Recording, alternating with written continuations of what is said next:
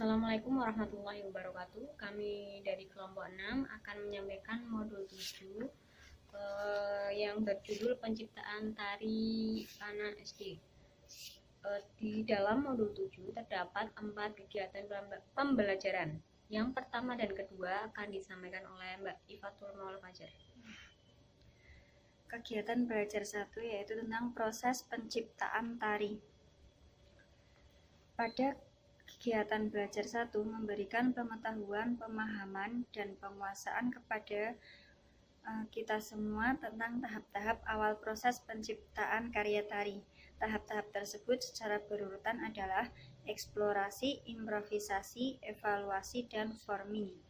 Di samping itu, seseorang yang akan membuat karya tari juga menempuh apa yang disebut kerja studio atau kerja mandiri dan kerja kelompok. Kerja studio adalah tahap ketika penata tari masih bekerja mandiri, yaitu membuat konsep-konsep garapan, eksplorasi, improvisasi, evaluasi, dan pembentukan gerak atau forming.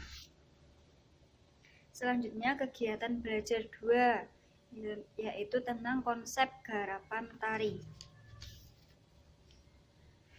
Materi pokok bahasan dalam kegiatan belajar 2 ini adalah memberikan pemahaman kepada mahasiswa mengenai konsep garapan sebuah karya tari secara utuh. Konsep garapan tersebut meliputi judul garapan, sumber garapan, tipe tari, mode penyajian, konsep gerak, konsep iringan musik, konsep tata teknik pentas. Masing-masing bagian memiliki indikator masing-masing. Selanjutnya yang kegiatan belajar 3 dan 4 akan disampaikan oleh Mbak Ida Maulida. Untuk kegiatan belajar 3 yaitu sumber tema. Di dalam kegiatan belajar ini memberikan pengetahuan tentang tema tari dalam penciptaan karya tari, yaitu tema cerita dan tema gerak. Pencipta tari dapat menentukan tema cerita apa yang ingin diungkap atau diekspresikan ke dalam sebuah karya tari anak, serta gerak tubuh apa saja yang bisa dikembangkan dalam menyusun gerak tari berdasarkan tema cerita. Selanjutnya kegiatan belajar 4 yaitu menyusun karya tari. Langkah-langkahnya yang pertama yaitu setelah melalui tahap eksplorasi sampai dengan forming dan menyusun gerak yang dibuat menjadi satu bentuk tari utuh, maka Anda memperagakan di depan tutor. Lakukan tanpa iringan.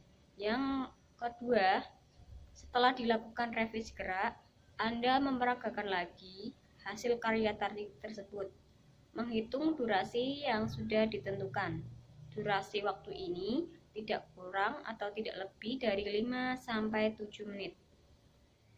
Selanjutnya langkah ketiga, setelah tari tampak bentuknya, mulailah Anda memilih atau merancang musik yang akan digunakan. Kemungkinan yang dapat Anda lakukan adalah editing, mengisi gerakan internal, atau musik alternatif. Selanjutnya langkah terakhir yaitu Anda merancang rias dan busana ataupun kostum yang akan digunakan dalam karya tari tersebut. Demikian pemaparan dari kelompok kami, kurang lebihnya mohon maaf. Wassalamualaikum warahmatullahi wabarakatuh.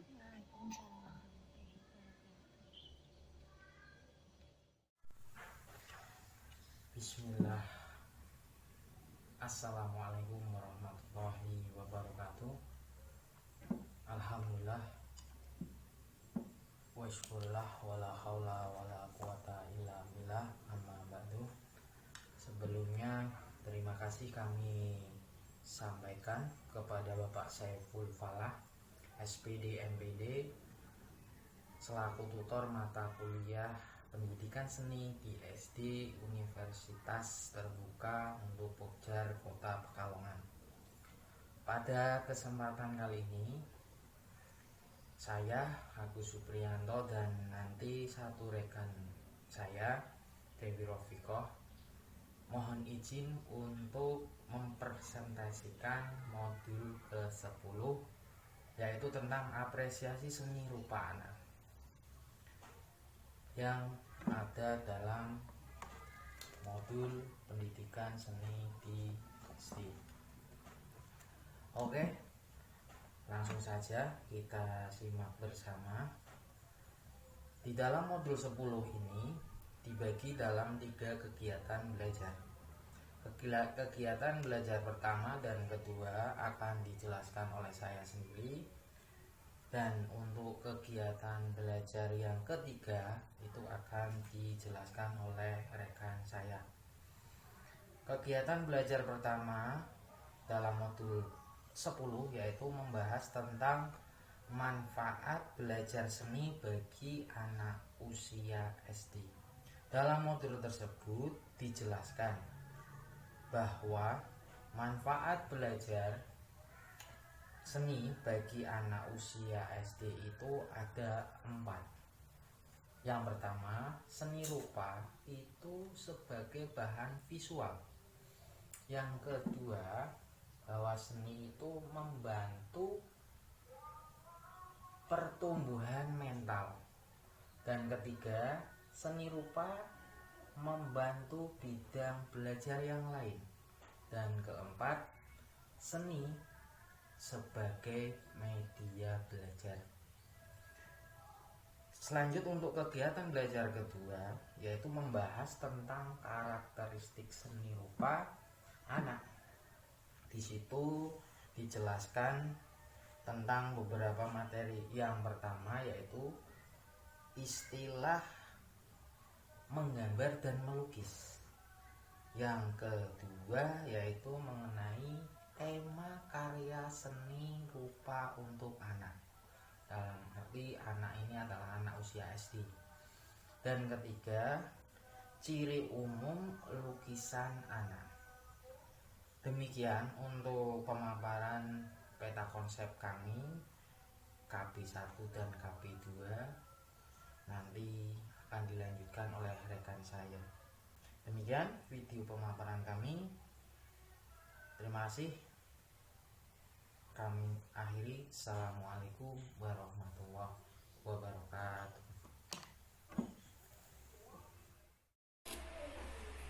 Assalamualaikum warahmatullahi wabarakatuh.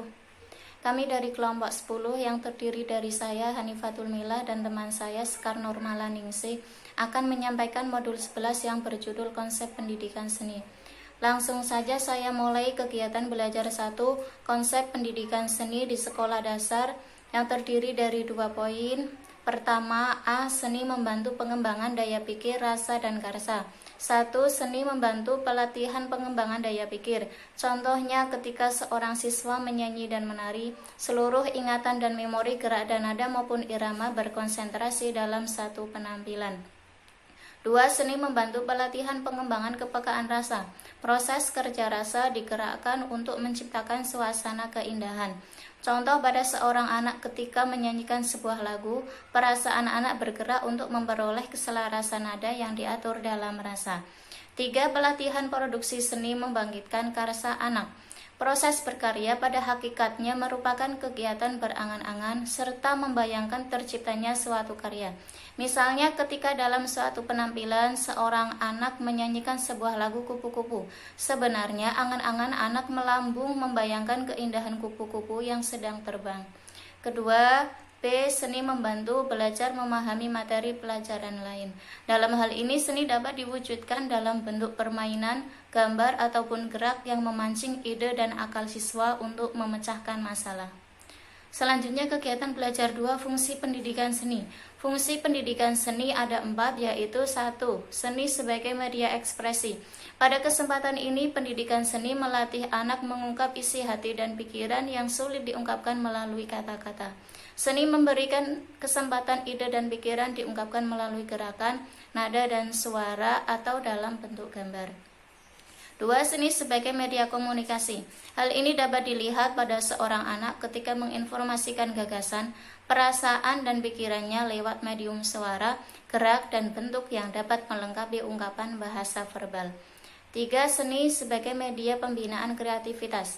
Pada dasarnya pendidikan seni adalah pendidikan kreatif, yaitu pendidikan untuk memberikan kesempatan anak untuk berkembang sesuai dengan naluri dalam memecahkan permasalahan yang dihadapi sehari-hari secara mandiri. Dan yang terakhir, 4. Seni sebagai model pelatihan pengembangan hobi dan bakat. Sekian uraian dari saya. Untuk selanjutnya kegiatan belajar 3 dan 4 akan disampaikan oleh Bu Sekar. Kepadanya dipersilahkan. Assalamualaikum warahmatullahi wabarakatuh. Saya Dwi Intiati dari kelompok 11 modul 12 akan melanjutkan kegiatan belajar 2, yaitu prinsip pembelajaran seni. Yang pertama yaitu arah pembelajaran pendidikan seni, yaitu yang meliputi memberi pengalaman estetik, materi pembelajaran dalam praktek seni, sifat didikan dengan lingkungan sekitar, dan yang B substansi pendidikan kesenian, yaitu dalam konteks pendidikan seni mengembangkan ranah jiwa manusia, yaitu cipta, rasa, karsa, dan karsa. C. Pendekatan partisipatif produksi seni. Prinsip partisipatif produksi seni yaitu mempunyai tujuan ideal sebagai media pembinaan kepribadian manusia yang kreatif. B. Materi pembelajaran. Prinsip-prinsip penciptaan karya seni yaitu komposisi, kesatuan, kombinasi, nada dan irama, harmoni, dan ekspresi. Pendekatan tematis pembelajaran seni yaitu ada motivasi tersendiri yaitu terdapat 3, yaitu artistic motivation, intellectual motivation, dan imaginative motivation. E. Pendekatan medium produksi seni yaitu meliputi rupa, gerak, dan suara. Bentuk pembelajaran terpadu kesenian ada 3, yaitu keterampilan kurikulum, keterpaduan pembelajaran, dan keterpaduan kelas. Kegiatan belajar 3 yaitu merancang pembelajaran seni terpadu, yaitu melalui aplikasi pembelajaran terpadu seni, yaitu meliputi keterampilan murni, keterpaduan topik, keterpaduan konsep, keterpaduan kelas dalam satu mata pelajaran, toleransi mata pelajaran, keterampilan tugas kerja, keterpaduan misi atau tujuan. Terima kasih, yaitu paparan dari modul 2.